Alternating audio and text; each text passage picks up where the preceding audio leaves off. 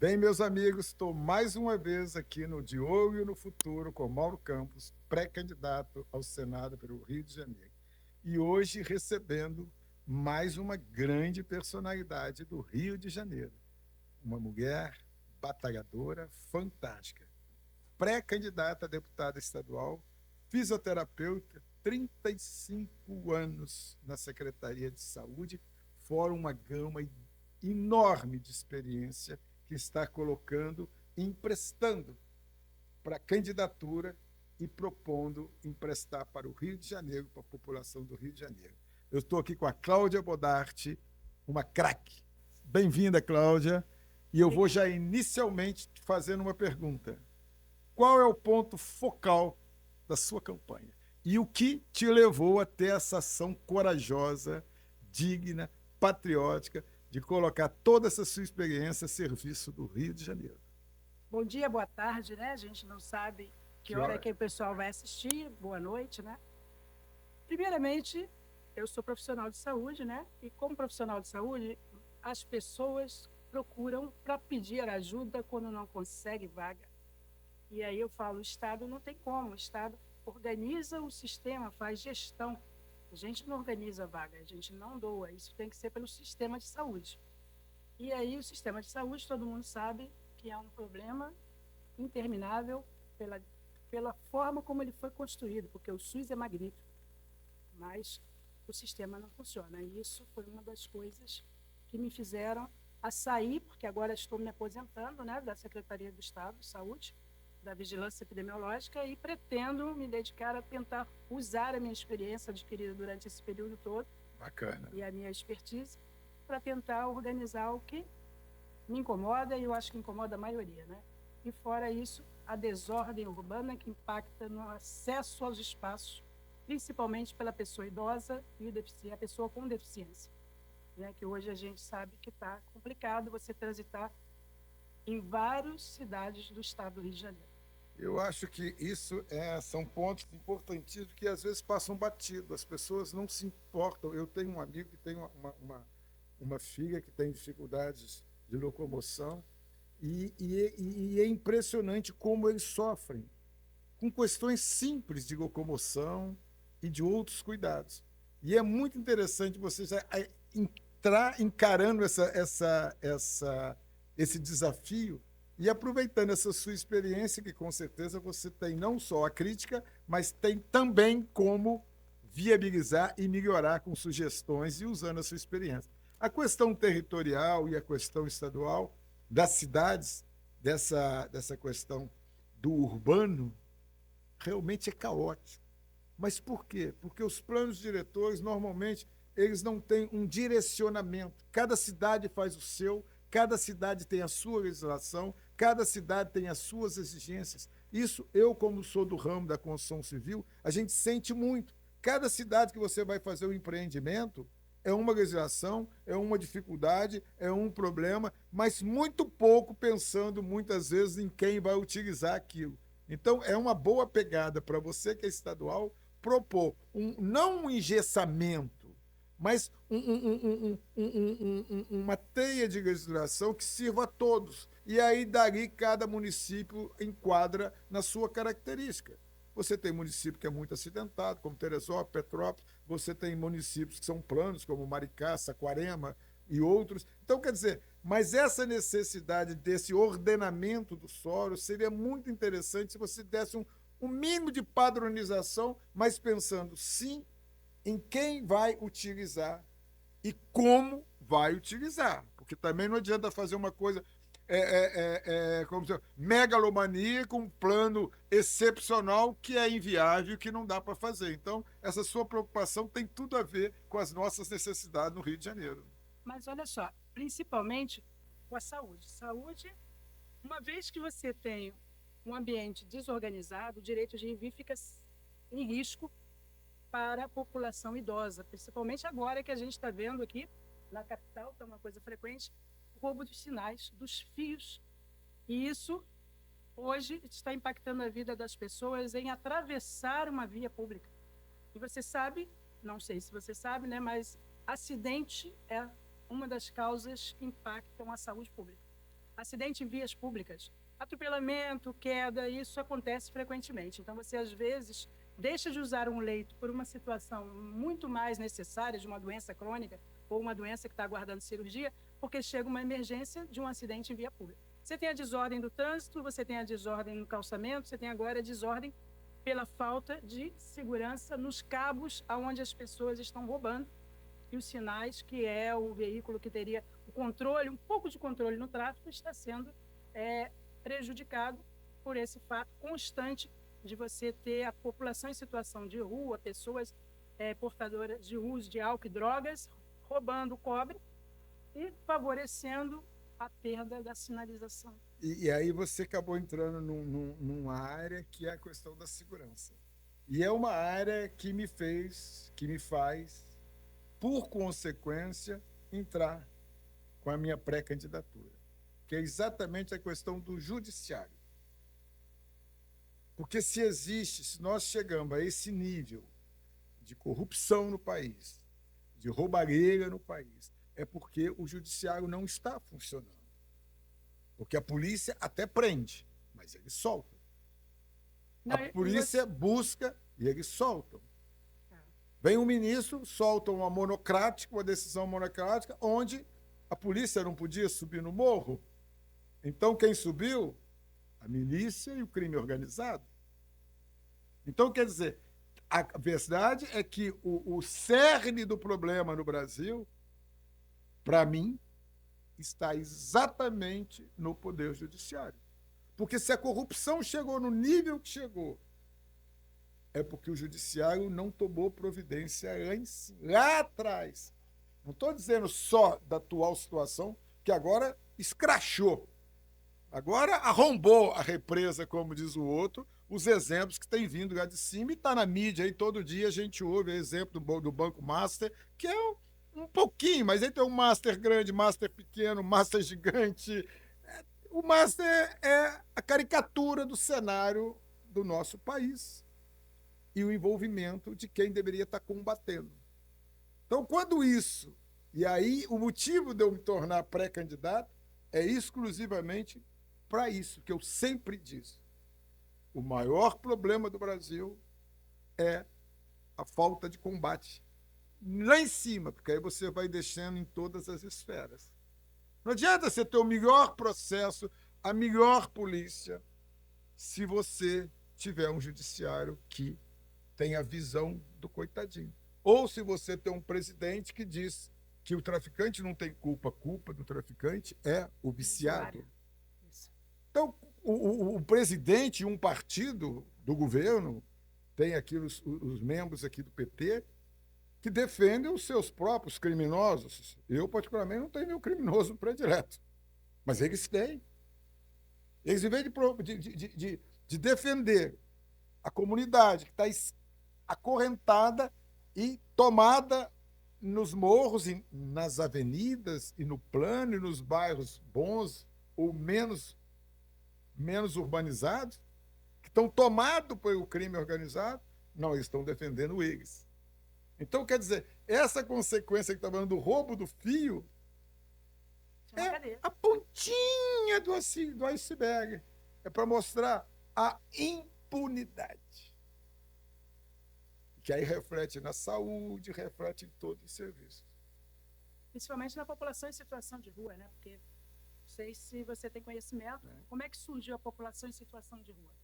A população em situação de rua, você tem 3 populações numa mesma população. Por que eu estou dizendo isso? Eu trabalhei um tempo na tuberculose, e a tuberculose a gente tem consultório na rua.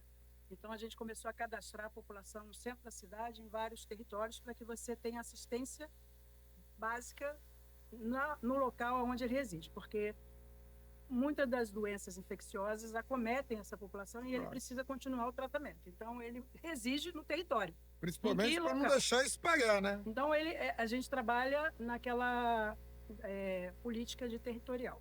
Então, o que acontece? A gente cadastrou. Quando você vai cadastrando a população de rua, você conversa com ela, você descobre que um grupo é aquele que ficou desempregado, por uma situação que a gente teve muito antes da pandemia, porque as pessoas vêm culpar que é pandemia, mas já começou antes da pandemia. Concordo com você Entendeu? plenamente. E na pandemia exacerbou pelo fato de você ter fechado totalmente o sistema de assistência de restaurantes, bares, não sei o quê. As pessoas faliram e aonde foram para esses empregados?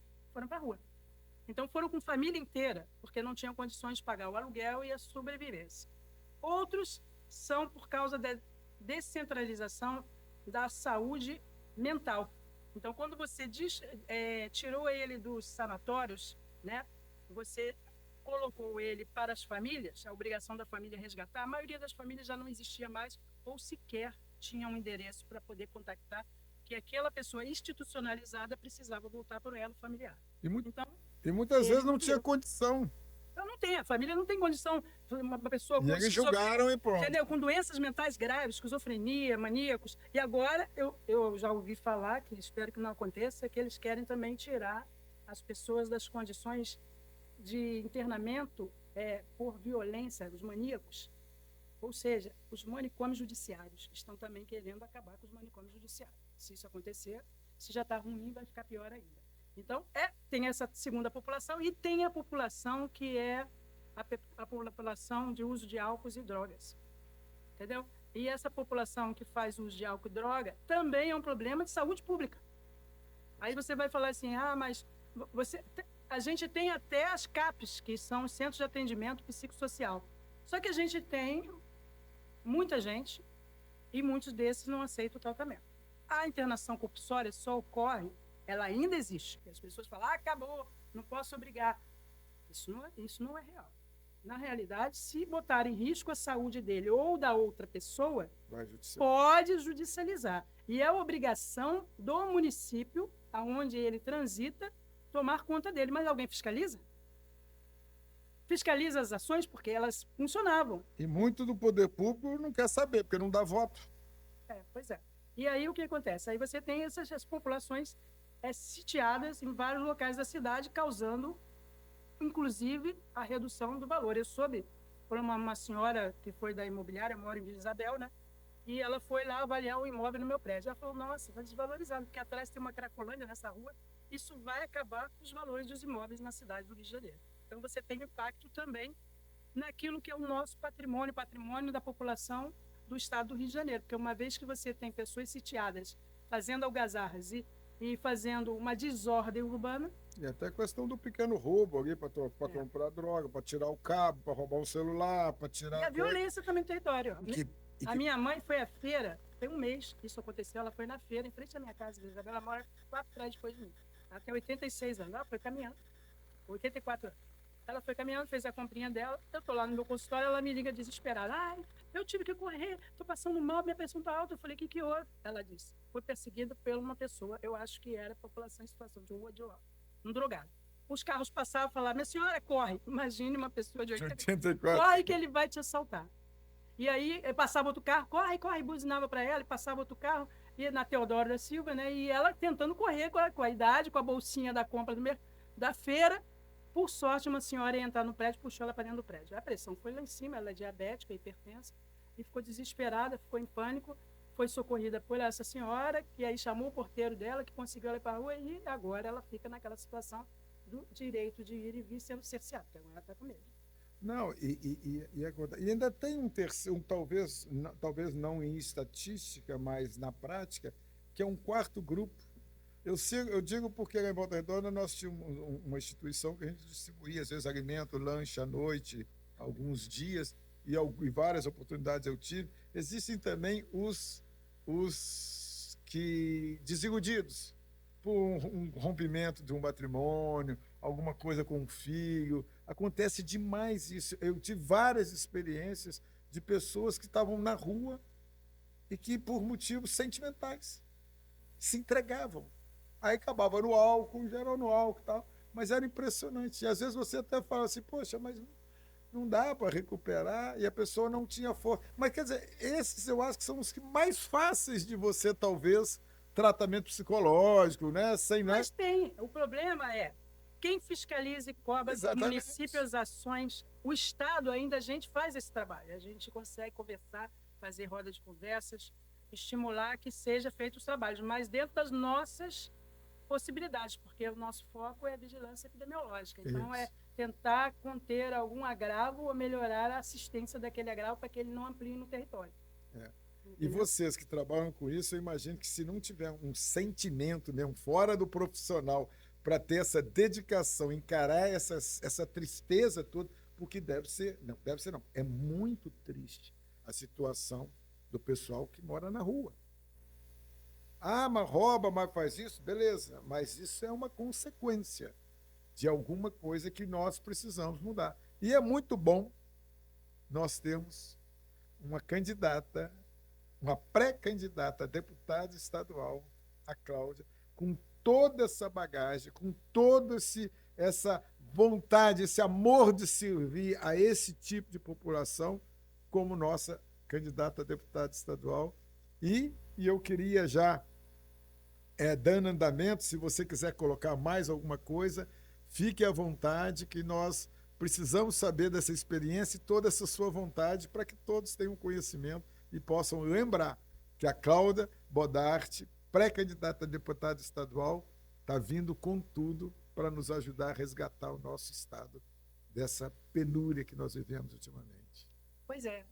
Então, eu estou aqui, primeiramente, para agradecer o convite de estar aqui Prazer, contigo, a gente conversar, e principalmente para dizer para todos que estão nos assistindo, chega de gente velha que não faz nada, chega de pessoas que fazem da política uma profissão, a velha política.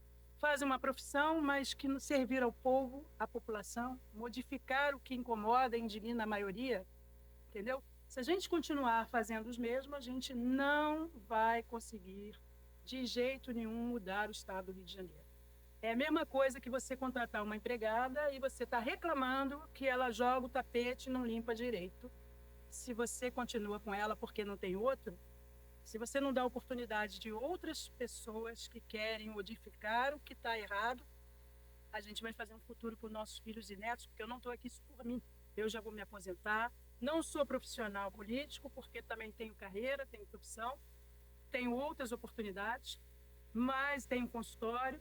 Então, eu estou aqui pelo futuro dos meus filhos, dos meus netos, porque essa cidade, se não mudar agora, só vai piorar.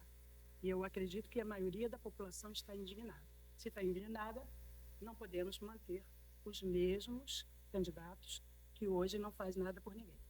É perfeita a sua colocação. E você falou dessa cidade, mas é desse estado. Talvez o interior seja menos preocupante, ou não vou arriscar ser preocupante, menos em termos de quantidade, mas o problema é o mesmo.